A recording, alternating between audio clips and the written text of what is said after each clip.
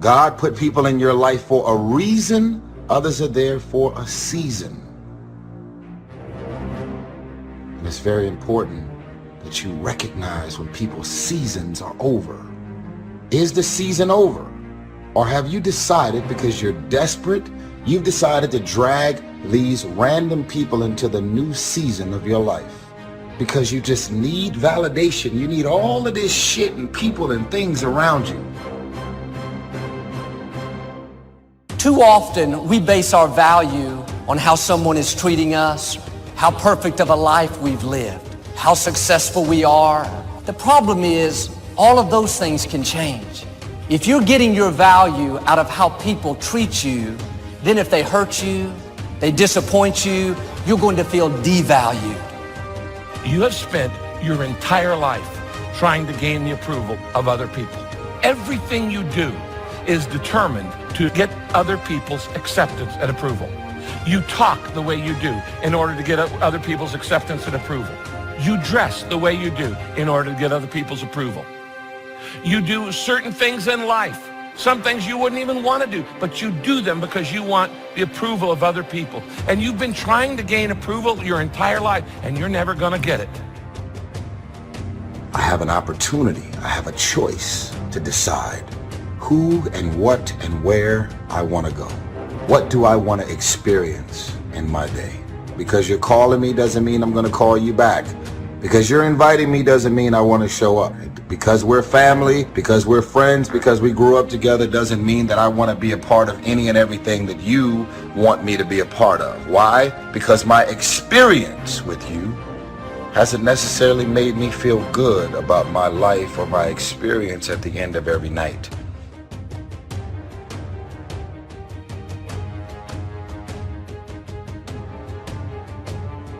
Why would you walk in the opposite direction of your dreams? The man wishes for happiness and thinks the thoughts and commits the acts that take him to certain despair. Failing in life is failing to think today. Failing to care, to climb, to learn, to keep trying day by day. What have you got to lose? Only the despair and fear and guilt of the past. So start the new process. You can begin a new habit no matter how small it is. Whether or not you start and whether or not you continue are all that is important. Recognize that the start of the better life, the happy life, is today. Start the new journey today. Get some momentum going on your new commitment to the better life. I want to share with you what I learned. Matter of fact, I wish somebody had told me when I was your age what I'm about to tell you now. I wish I knew it when I was a younger person. I wish I had learned this early in life. I wish I had learned it early because it would have made all the difference in the world. I'm going through all of this to tell you something because there's somebody here today who has been feeling rejected and left out, and you want to know why you don't fit in, why nobody accepts you, why are you not loved, why are you not supported, why won't they give you a license, why won't they recognize your gift, why are you not acknowledged, why are you not seen, why do they walk around you, why do you get distant, rejected? And as you look back over your life, you see a series of rejections. But I got some news for you. I got a word for you because I want you to understand, after every time David got rejected, something spectacular happened to him. Do you love yourself enough? For a lot of people out there, that's what holds them back in life. So whatever your goal is, you're going to come to a time when you're going to have to stop counting on other people to help you. And you're going to have to stop focusing in on how much people have let you down. And you're going to have to really realize, like, this thing, life, your journey, this is up to you. And whatever you want out of it, it's how bad are you willing to go after it.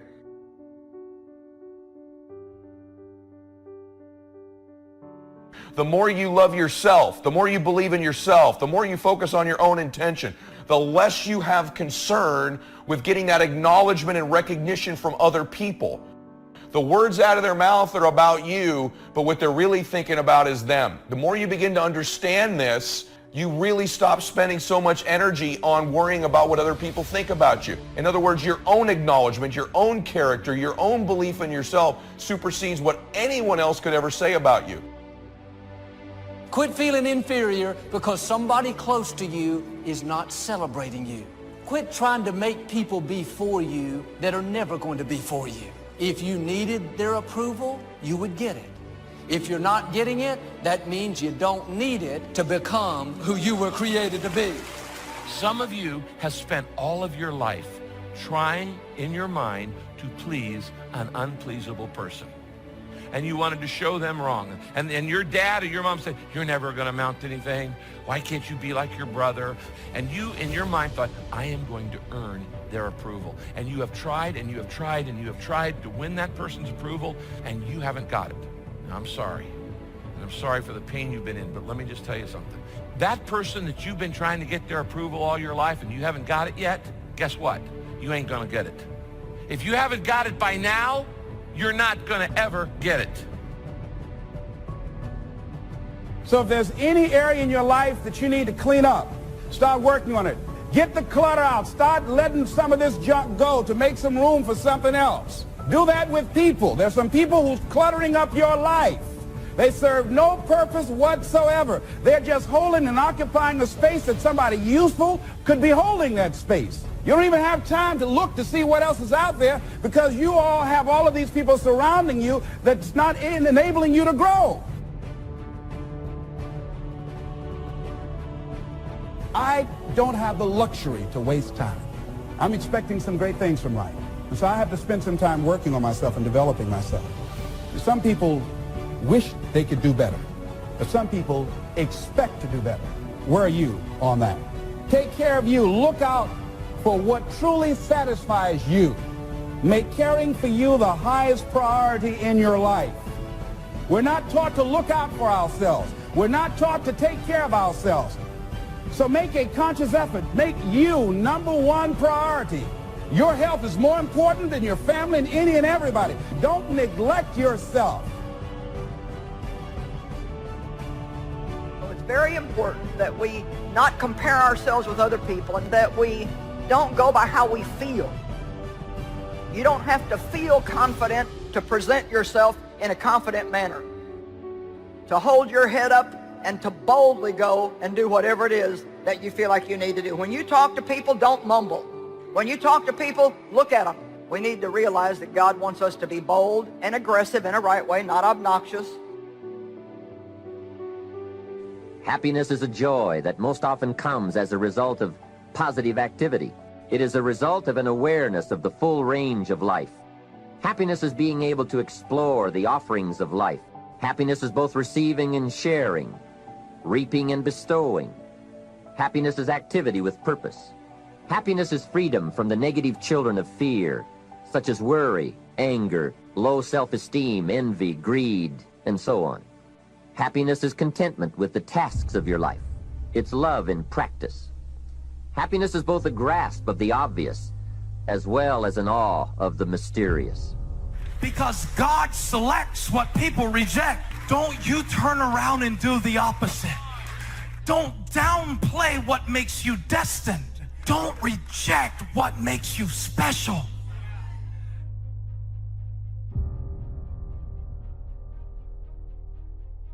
Discipline is the bridge between thought and accomplishment, the bridge between inspiration and value achievement, the bridge between necessity and productivity. The first key to discipline is awareness of the need for the discipline to make the changes. What must I do and what must I become to get all I want from my life? The eagerness to maintain your new discipline deliberately, wisely, consistently, to master the circumstances of your daily life. Disciplining ourselves to fulfill our natural potential to become all that we can be. Opportunity is always looking for ambition and skill in action.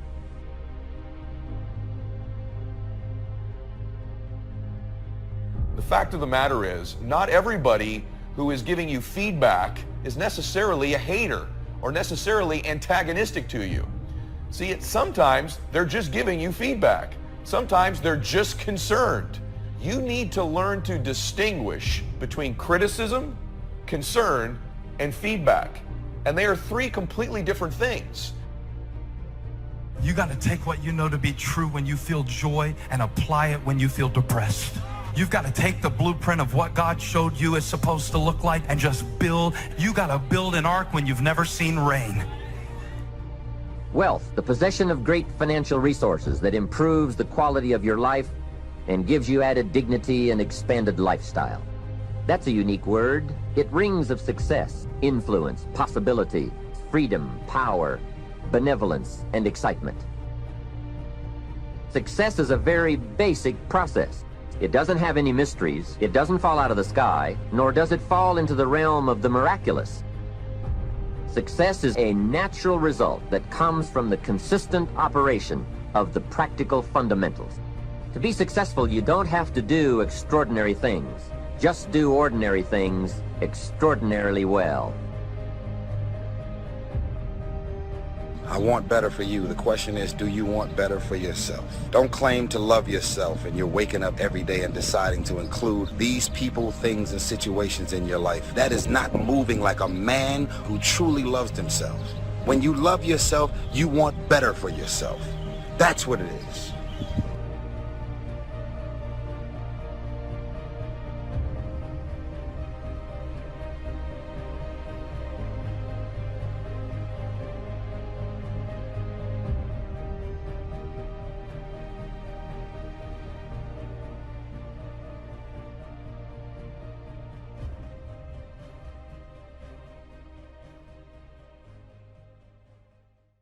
Hi, welcome back to Mind Control, where we inspire and motivate you.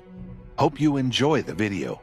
Hey, Grant Cardone here, your friend in sales and in business. A guy came up to me today and said, man, look, I just want to be comfortable. I don't need all the stuff you need, Grant. I don't need all the money. I don't need the car. I don't need the boat. I don't need the big place in the sky. Dude, I just want to be comfortable. And I looked at him and said, man, come on, man. Come on. You know that's not true. Was there a time in your life when you didn't need to be comfortable? Was there a time in your life when you were going for it in a big way, in a huge way, where you weren't seeking comfort, you were seeking adventure?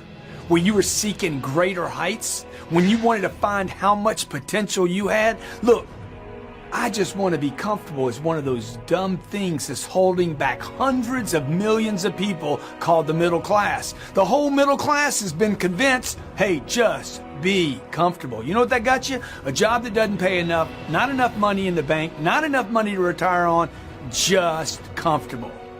The people that are really successful, they're not looking for comfort. They're looking for freedom. They're looking for excitement. They're looking for potential. And give up this old idea, I just want to be comfortable. Quit lying to yourself. You know you can do more than that. You know you seek more than comfort. You seek not shallow water, but that deep water, man, where you find out how you swim, how deep you can go, what your potential is, and how fast you can go. But give up this idea of, I just want to be comfortable. Let's talk about the eagles for a minute, because the mother eagle, after sitting on eggs, protecting it with her life until they hatch, and going out and swimming and attacking prey and bringing back food until they grow, then turns around, the same beak that fed them and the same body that warms them takes them out to cliffs and throws them over the edge. It is not that she has turned against her children, but she knows that they will never find their wings in safety. The eaglet learns to fly by confronting its scary place. And it's not even trying to fly. It's falling and flapping and thinking mama is crazy. But in the process of falling and flapping and falling and flapping and falling and flapping and flapping and flapping. Expand yourself. Take yourself out your comfort zone. Do not live in your bubble. If you stay in your comfort zone, that's where you will fail.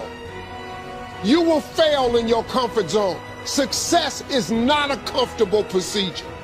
It is a very uncomfortable thing to attempt. So you got to get comfortable being uncomfortable if you ever want to be successful.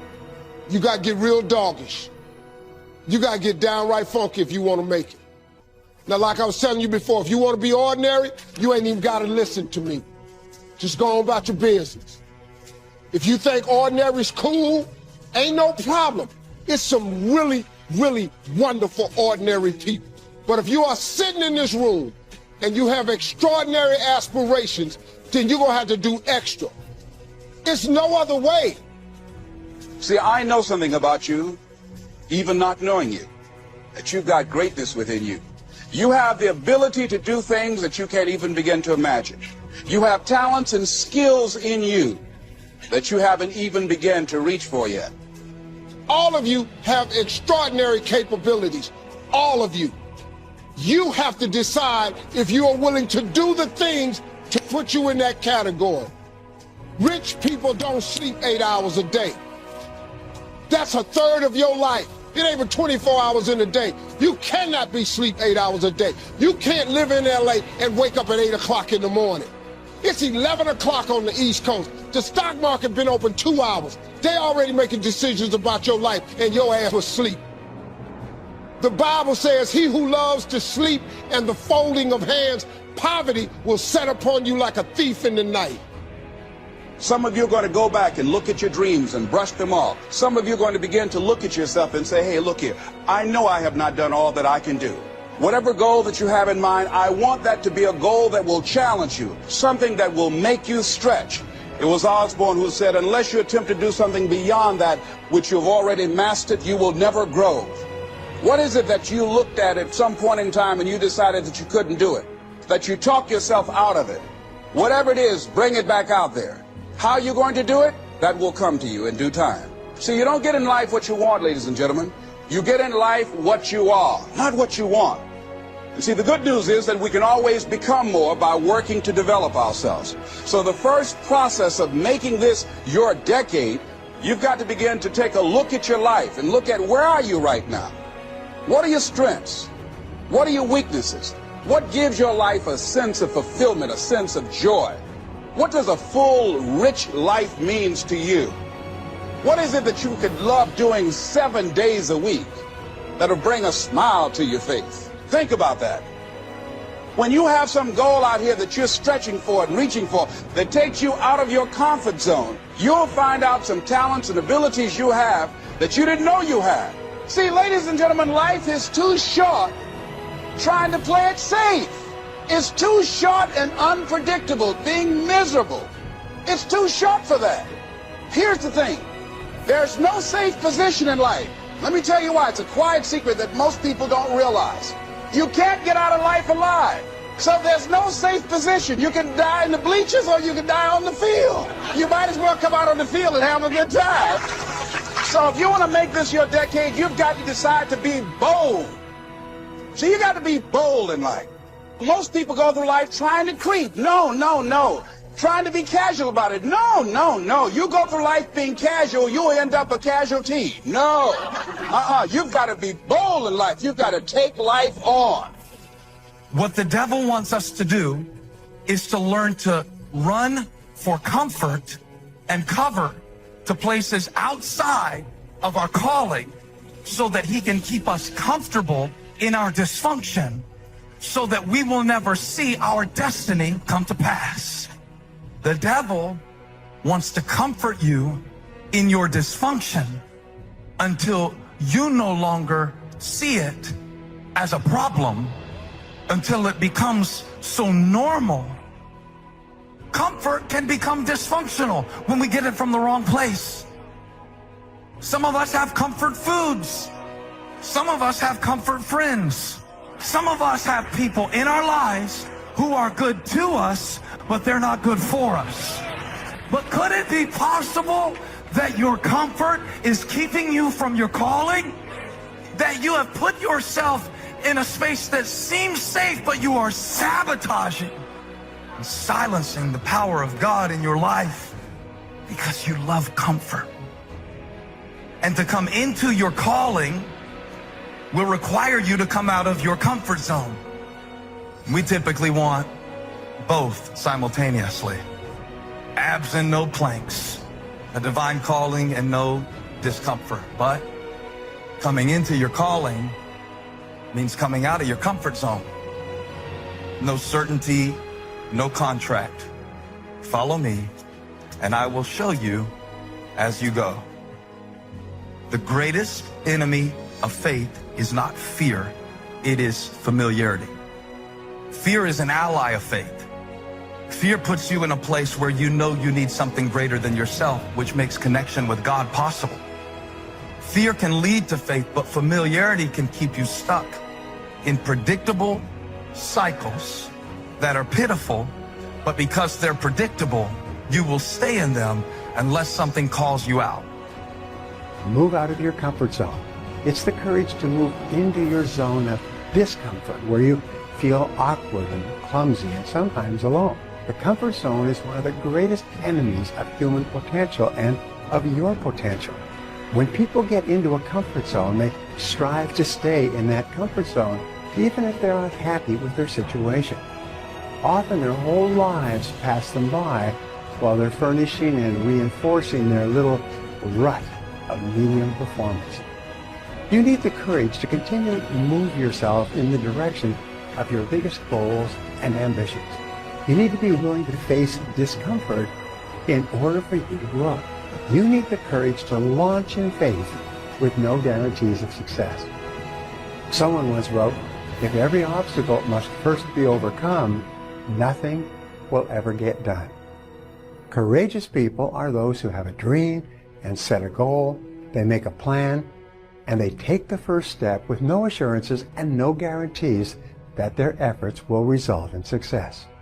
However, if you look upon every step forward as a learning experience, and every setback as a valuable lesson that has been sent to you to make you stronger and better, you will not be afraid to launch in faith into the unknown. You need the courage to risk failure. You need the courage to endure constant setbacks and disappointments and temporary defeats. You need to learn to deal with failure by realizing that failure is an indispensable prerequisite for success. You can't succeed without failing, and failing lots of times. Remember that wonderful quote from Thomas J. Watson Sr., the founder of IBM?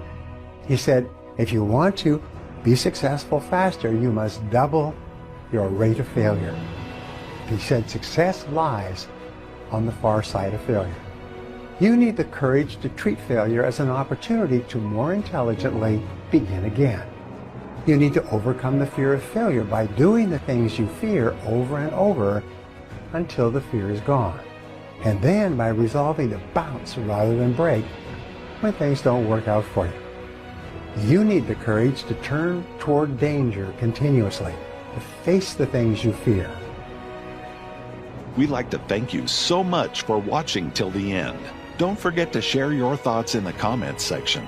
Please also like, subscribe, and share this video with your friends and families. Please watch our other motivational videos. Thank you again.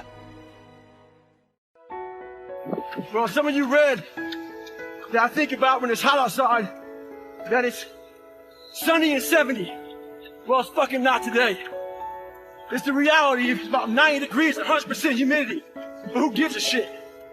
That being said, September 3rd, I had to have my book turned in.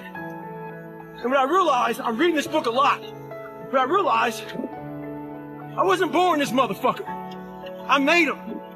At the bottom of insecurities, fear, self-doubt, lies, was me buried in a fucking fetal position. How I got out of that was recognizing it, being honest with it, being truthful with it, and then fixing it. We like to live on social media with lies about ourselves, how great we are. Get to the source and fix the problem. I'm a big believer in doing something that sucks every single day of your life. I believe it's a key component into strengthening your mind. Every day you're trying to find more of what you're capable of. And that's the big question. What are you capable of? Learn from the mistakes of other people because you can't make them all yourself. And so I saw them selling drugs, but I also saw the outcome. And so I said, I'm not selling drugs. I'm not joining a gang because I see where that road leads to. Either I'm going to end up dead or in prison. I said, so my best bet may be to go to the NFL. And so I went to my cousin by the name of Tamon. I said, listen, man, I want to go to the NFL. I feel our family deserves a better way of life. Let's work for it. I said, we're going to be patient. We're going to engage in consistent action every night. And so every night we would go out and we would race light pole to light pole in Kirkwood. No shoes. Light pole to light pole every night. And so one night we were getting ready to race, and down the street came a big blue pickup truck. And it pulled over to the side, and out of it got a white guy. First white guy I ever saw in my life. True story. And my uncle Bobo, who just got sentenced to 40 years in prison, he was on one corner. My other uncle Johnny, he was on the other corner. My uncle Bobo took off running, and he looked at me. He said, Ink, don't talk to him. Saying to me, that guy has to be the police. Coach Trey walked up to us, nicest guy in the world. He said, would you kids like to play organized sports? I stepped to the front. I said, yes, sir. He said, go in the house and get your guardian. My uncle JJ was there. I went in the house. I said, Unc, there's a guy outside. He asked me if he'd like to play organized sports. I told him yes. He said, well, I go in the house to get my guardian. I'm coming to get you. Will you please talk to him? Uncle said, sure. My uncle walked outside. Coach Trey said, would you like to sign these kids up for organized sports? My uncle said, yes, sir, but I hate to tell you, we don't have the money. He said, don't worry about the money. You get them to the park and I'll take care of it. That same guy still buys me drawers and socks until this day on Christmas, and I'm 29 years old, and he started when I was 7. But a weird thing happened one night. You see, most nights after practice, everybody would leave to go home, and I always had to sit in the park because my mother worked at Wendy. And my mother didn't get off work till about 10 o'clock, 10:30 most nights, and I would be sitting there in the park, and I loved it. I didn't want anybody to take me home because when I went home, I was sleeping on the floor with roaches and rats. And so anytime I got in solitude to dream, anytime I got in solitude to think about what I wanted to do for my family and my community, I took advantage of it. And so most nights, I'll be sitting there in the park, and I'll be looking up at the lights, and I'll be envisioning myself doing things in the NFL, envisioning myself doing things for my community. And just as the lights would always go out, my mother, she would pull up, and she used to drive an old Buick Regal. Hubcaps off the car seats torn up, the car was all beat up.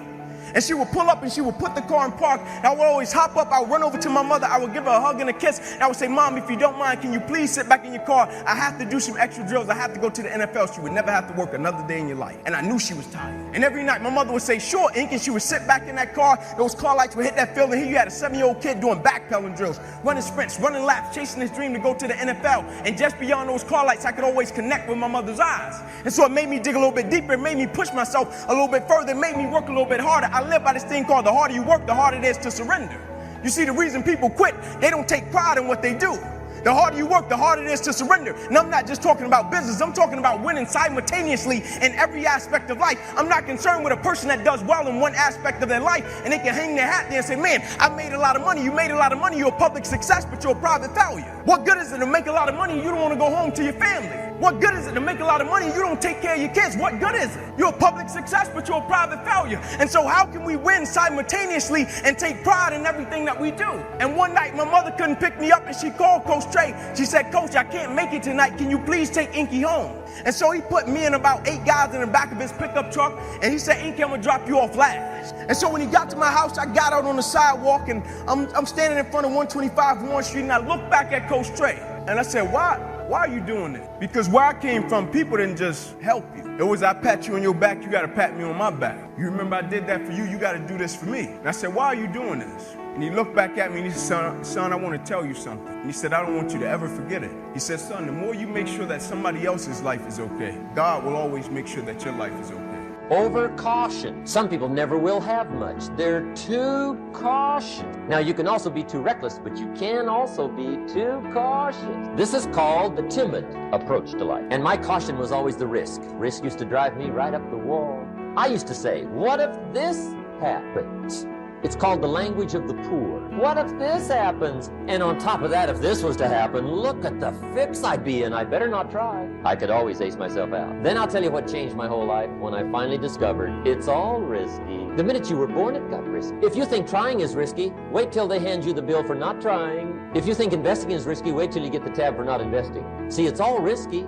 Getting married is risky. Having children is risky. Going into business is risky. Investing your money is risky. It's all risky. I'll tell you how risky life is. You're not going to get out alive. The Englishman says, well, if that's the way it's going to work out, let's give it a go. Right, that's what it's for. Give it a go. Somebody says, yeah, but I'm looking for safety and security. Fine, then huddle in a corner. We'll cover you with a sheet, bring you 3 meals a day. And we'll protect you, feed you, look after you, care for you. We won't let anything happen to you. and you'll probably live to be 100. The guy said, well, yeah, I'd live to be 100, but what a way to live. Right, what a way to live safe and secure. Don't ask for security, ask for adventure. Better to live 30 years full of adventure than 100 years safe in the corner.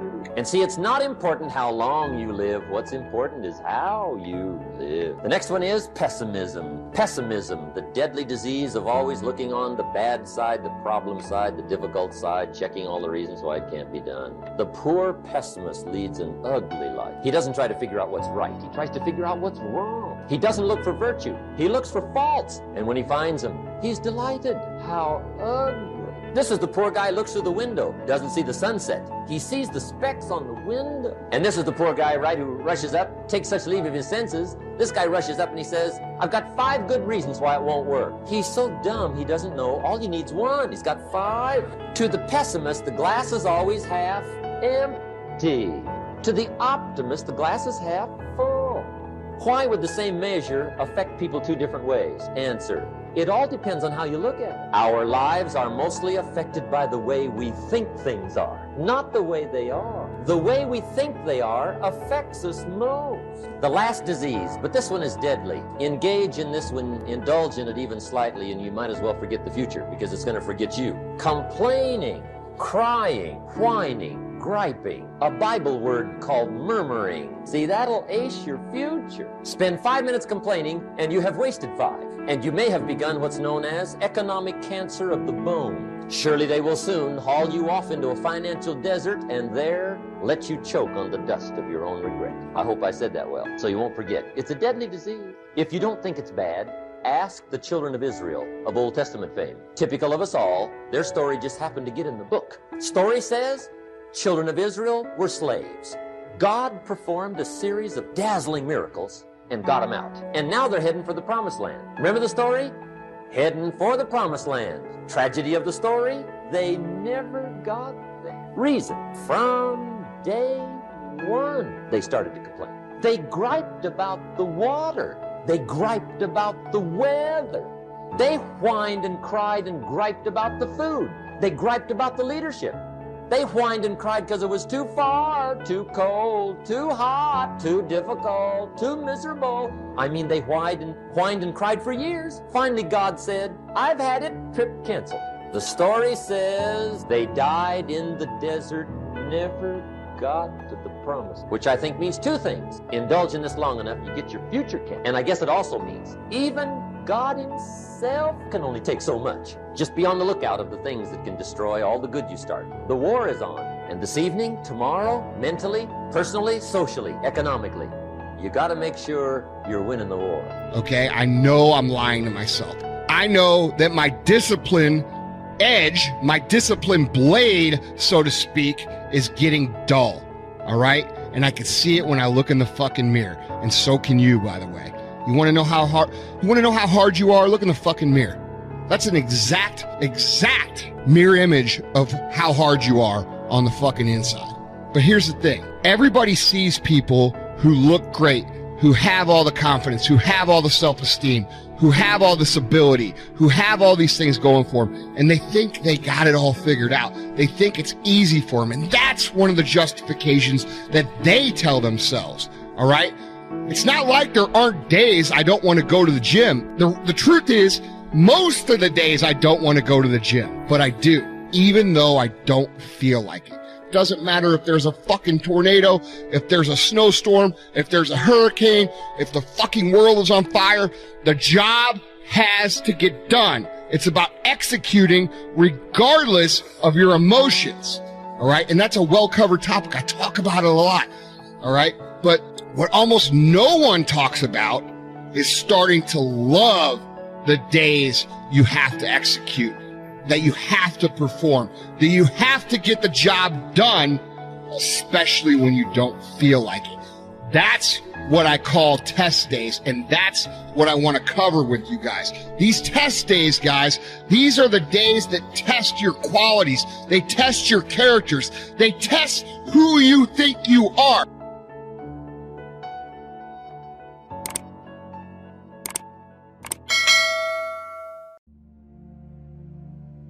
your belief is counted unto you as righteousness. It will make the difference between where you fell short and what I call you to be. The last mile of the way is filled in simply by faith. That's a really good deal. Whatever we have right now, whatever we're demonstrating in our lives, is a result of what we believe subconsciously that we deserve. And part of increasing that belief level is that you have got to convince yourself every day. Let me share something with you. You can learn all the techniques in the world. If you don't believe in yourself, it won't happen for you. This is who I am. I am defined by my vision, my purpose, and my goals. That's my playbook. That's my creed. That's what I believe. You see, the reason that's important, if you know who you are, then you know who you are not. If you don't know who you are, somebody can ascribe any identity onto you and you will morph into whatever they want you to be.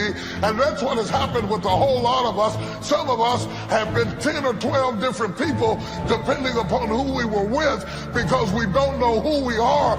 We become whoever they want us to be. And then when they leave us, we are confused because we have no real understanding of who we are. All of the power that you have and all of the strength that you have and all the ideas that you have are born in your uniqueness. And what makes you unique, and this may sound really silly, but it's just really true. What makes you unique is what makes you special. And if you don't, if you spend your whole life trying to conform, trying to be what somebody else thinks you should be, or fit into a mold or fit into a system, and you dull down your specialness, then you're dulling down all of your ability to change the world. So I think that it's very, very important that people have an opportunity to be the best of themselves that they can be. Wouldn't it be amazing if you believe that? Wouldn't you sleep good tonight if you believe that? Wouldn't you walk around with your head up and your back straight if you believe that? Say it again, I can do all things. You wouldn't be intimidated by anybody, anywhere, at any time if you just believe that. Say it again, I can do all things. Can you imagine how different your job interview would go if you really believed that and walked in, they said, what do you do? I can do. Imagine if you were taught that from the time you were born into the world. The first thing your mama told you when they spanked you on the behind is, don't worry about it, baby. You can do all things. We quote it, but we don't believe it. I believe in me. If you stop believing in me, I'm not gonna believe in myself any less. If you believe that I'm irrelevant, that no one is checking for me, and that I don't mean anything to the world, because you think or believe that about me, it doesn't mean that I'm gonna believe it about myself. See, the day that you start living your life according to everybody else's opinion is the beginning of the end. Most of y'all, I see it every day, all day. Most of you guys don't actually know your self-worth. You don't know your self-value. So you're like a vulnerable little child and you're shaking. And it's like, everybody loves me this week, so I love me this week. Next week, it drops. So now you're running around insecure, feeling self-conscious, and not loving yourself, sad and depressed, based on the feedback, the responses, and the energy that the rest of the world is giving you. Okay, so imagine that something glimmers before you. It's an interest that's dawning, and you decide, well, first of all, you're paralyzed. You think, well, how do I know if I should pursue that? It's probably a stupid idea. And the proper response to that is, you're right, it probably is a stupid idea, because almost all ideas are stupid. And so the probability that as you move forward on your adventure that you're going to get it right the first time is zero. It's just not going to happen. And so then you might think, well, maybe I'll just wait around until I get the right idea, and which people do, right? So they're like 40-year-old, 13-year-olds, which is not a good idea. And so they wait around until it's waiting for Godot, until They finally got it right, but the problem is you're too stupid to know when you've got it right. So waiting around isn't going to help, because even if the perfect opportunity manifested itself to you in your incomplete form, the probability that you would recognize it as the perfect opportunity is zero. You might even think it's the worst possible idea that you've ever heard of anywhere. Highly likely, highly likely. And so you can take these tentative steps on your pathway to destiny, and you can assume that you're going to do it badly. And that's really useful, because you don't have to beat yourself up. It's pretty easy to do it badly. But the thing is, it's way better to do it badly than not to do it at all. You'll be surprised of the ideas that will come to you, of the people that you'll be able to attract, of the opportunities that you'll be able to see. You'll begin to see things that have been standing there looking you in the face, say, I can't believe this has been here all this time. Here's a habit that I do. Maybe it might be of some value to you. I get up in the morning and I start writing what great ideas that I can think of today that can improve me and that will enable me to reach my goal. And I just let my mind flow. Sometimes I write 15, 20 ideas. Some days it's more difficult than others. One idea can change your life. See, anybody who's ever done anything, who's ever taken a chance, doesn't mean that they're not afraid. Courageous does not mean being the absence of fear. I think that being courageous is willing to do it because that's what you feel, and you're going to do it anyhow, regardless. So you're not going to be immobilized by your fears or your doubts. You admit, okay, I'm scared to death. Now, okay, what is it that I must choose to do? Go ahead and experience that fear, but don't let that fear immobilize you. I'm telling y'all right now, the day that you allow the opinions of everybody on the outside world to define your day-to-day, month-to-month, and year-to-year, it's the beginning of the end. Love yourself, believe in yourself, independent of the validation of the world. Have opinions and feelings about yourself, independent of the feedback. Those of you who are dealing with things, walking through situations in this life, those dreamers in here who are trying to build a dream, everything seems to be going fine, and all of a sudden you hear something. There's a rumbling. Something is happening that is trying to distract you. You've got anxiety. You can't sleep. You're tossing and turning all night long, wondering what is going on. God, what is going on in this moment? What is going on? What is happening right now? I've been there. It's a very difficult place when you know that you've got anxiety all over you.